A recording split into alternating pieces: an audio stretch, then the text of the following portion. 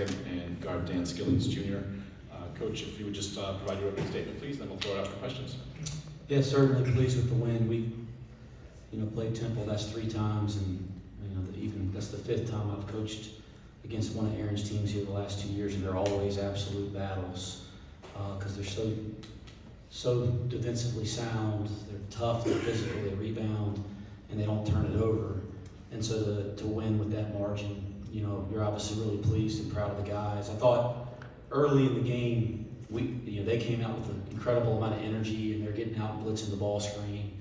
And I thought we just needed to kind of settle down and keep it moving a little bit. We were a little flustered early, but after and they made a couple of tough shots over the top, but I thought after we kind of got through that first 7-8 minutes, I thought we settled in, made the simple play with the ball. I mean, you look down, you only have 7 turnovers, 18-7, you like that. We started making the simple play, and some good things happened.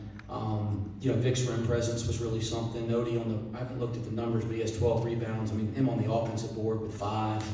That was something. It was good to see Landers get it going there. I knew if he kind of kept playing, the ball would find him and the ball would go in. Thought he did a terrific job on Damian Dunn, who's a terrific player in our league.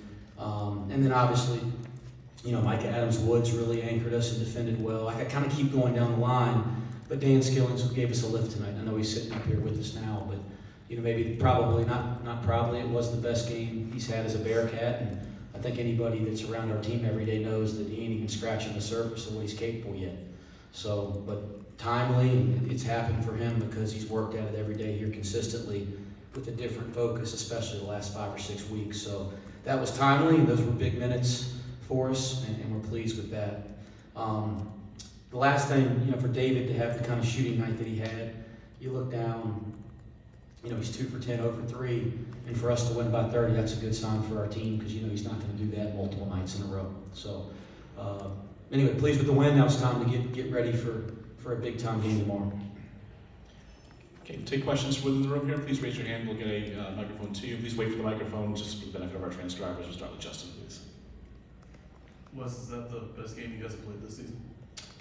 You know me, Justin. I'm not going to sit here and reflect right now. Like we played well. That's a good basketball team. We're proud of that. It's about tomorrow now. Like we can reflect after the year. We played well throughout points of the season. We keep improving and getting better. We'll figure that out at the end of the year. I hope we have a best game still left in us. Go over here to the left. Dan, obviously Roman Catholic. How did it feel to put up a career-high game against Temple? It's always fun to play against friends and people I know in my hometown, of course. Got a lot of family watching, but it felt good, man. The coaches and the players give me a lot of confidence in myself. They believe in me, and I appreciate that, and that's what gets me going. On the right over here, please. As best as you can say that with the timeout, it was 16-6 Temple. What do you say at that point that we're allowed to hear? It wasn't a contentious timeout at all. It was just, let's settle down. Let's continue to move the ball and do our job. Let's not get flustered because it's not going our way. And honestly, there wasn't a whole lot to it. Settled ourselves down and kind of kept playing. And they made some really tough shots early. You hope that you guard and force them to take tough shots all night. You kind of feel like most nights, if you can keep defending like that, it's going to work out. I thought it worked out by the end. Dan, you had those 2 putbacks early. Did you feel like that got you going, just getting some boards and seeing the ball go through? Yeah, man, it's a good rebounding team, and I know getting to the boards is going to get us going, get me going, and that's for our team, so I'm going to do whatever it takes. Did you know you were feeling it when you gave the 2 small hand gesture to Reynolds? Just in the game, confidence and momentum, so that's it. The coach would prefer he just sprints back on me. Very true. Wes, Damian Dunn starts 2 of 2 from the field for 5 points. You guys hold him to 7 points on 2 of 14 shooting after that. Who, I'm sorry? Damian Dunn, Damian Dunn, yeah. 2 of 14 shooting the rest of the game. What was the difference in the defensive game plan? Well, that's probably a better question for Landers, but I can tell you from where I'm sitting, you guard as a team. You do, but the matchup is important, and I thought Landers was prepared. I thought he did a great job of staying down and staying in front. One thing about Damian Dunn, it's almost like he's gonna make sure you don't foul him before he shoots the ball. Like it's almost like he'd rather get fouled than shoot it sometimes, and that's, you see that his free throw rate, and I thought Landers did a great job of staying in front, giving him no angles, not allowing him to draw a foul. I know they got that one late on the elbow, but I thought Landers was phenomenal on him, and I thought our guys did a nice job of giving him some support. But he's a terrific player. The credit goes to our team and then Landers Nolley, because he was terrific defensively. Let me just say, like the guy sitting beside me here, he's a complete player, man. Like everybody knows he can shoot it. He's been in this league for a while now, but he guards, he makes plays off the bounce.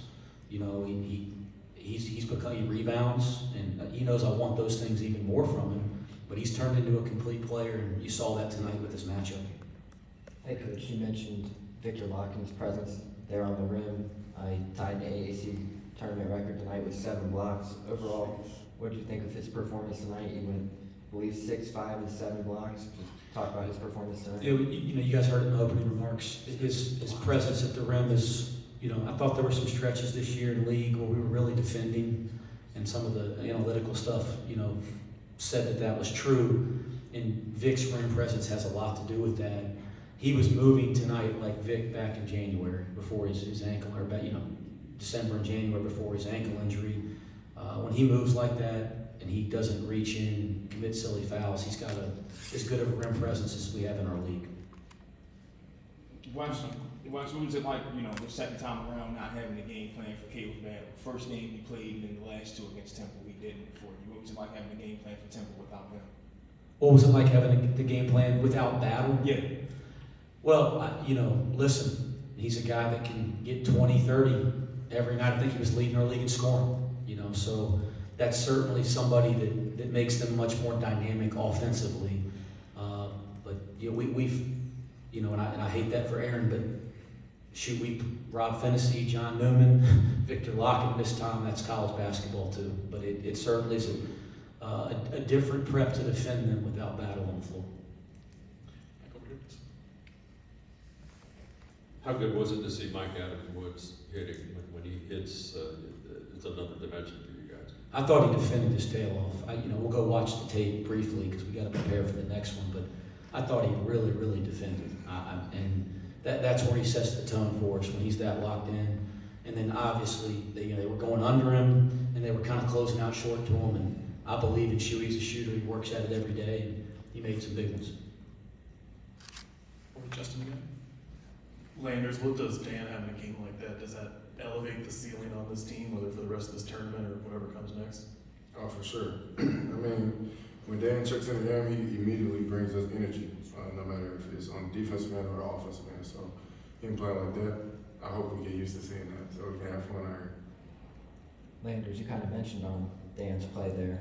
What were you guys thinking? 7-0 run by Dan right there to really set the momentum going for this afternoon. Obviously, the final 33 minutes there started with that run.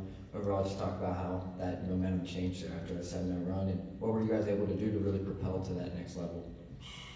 Basically, we played off him, honestly. I mean, he was rolling, so we're just trying to find a hot guy anytime, no matter who it is. And he had it going, so he lifted us up, and we were able to take off after that. Time for a couple more. Landers, you mentioned after the last game, the back and forth you and Don had, just going at each other as competitors. How much, if any, did that impact your play today? I've been watching film since that day. I looked up, I saw 30 on the scoreboard. I felt tremendously disrespected. So I just went in, prepared better, listened to coaches on staying down, not letting them draw fouls and get easy attempts at the free throw line and giving them easy opportunities. I just tried to make it hard as I could today. Okay, final question. Were you able to watch any of the Houston game, and did you take anything from that with what East Carolina did against them for a little bit? No, you made it, Chess. Whoever wants to answer. And Andre Morgan had the scout. He was at the game live scouting along with some assistants from Drew Adams on our staff. So they watched it. Guys, it's tournament play. I don't ever think about what's next until we win the first one. So I have not thought about Houston until the last 10 minutes, but that'll be the center of my focus from now and until we play tomorrow. Cincinnati, thank you. Thank you. Thanks. Thank you.